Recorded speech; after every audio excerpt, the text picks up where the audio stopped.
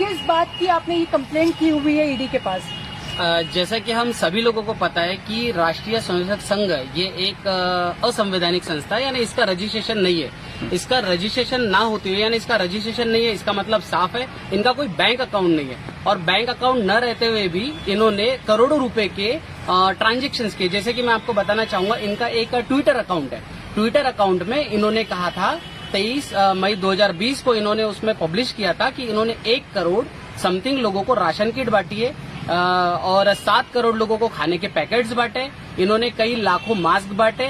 तो ये सारा पैसा पहले लॉकडाउन में जब कोई बाहर नहीं निकल पा रहा था, ऐसे समय पे इन्होंने वो पैसा कहां से जमा किया और उन्होंने वो खर्च भी दिखाया है कि हमने इतने लोगों को बांटे। इसको लेकर मैंने चैरिटी कमिश्नर नागपुर में और मुख्यमंत्री सचिवालय को इसकी तकरार की थी। वहां से मुझे ये पता चला, यानी उनका रिप्लाई है मुझे कि राष्ट्रीय स्वयंसेवक संघ ये संस्था एक रजिस्टर्ड नहीं है, इसलिए हम इसके ऊपर कोई कार्रवाई नहीं कर सकते। इसलिए मैं इसको लेकर अभी ईडी और आईटी में गया हूँ।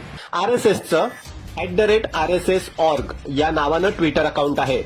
या ट्विटर अकाउंटवरून आरएसएसनं 1 कोटीपेक्षा जास्त लोकांना रेशनिंग किट, 7 कोटी लोकांना तयार जेवणाची पाकिटं, तर 27 लाख स्थलांतरितांना मदत आणि 13 लाख परप्रांतीय लोकांना मदत केल्याचे दावे केलेत। मोहनीश जबलपुरे यांच्या मतानुसार या सगळ्यावर झालेला खर्च हा साधारण 1000 कोटींच्या आसपास आहे। राष्ट्रीय स्वयंसेवक संघ ही नोंदणीकृत संस्था नाही आणि त्यांचं बँकेत खातंही नाही, मग त्यांच्याकडे एवढा निधी आला कुठून? एवढंच नाही तर लॉकडाऊन काळात कोणी घराबाहेर पडू शकत नव्हतं, तेव्हा आरएसएसनं एवढा निधी कुठून उभा केला, असा सवाल मोहनीश जबलपुरे यांनी आपल्या तक्रारीत विचारलाय।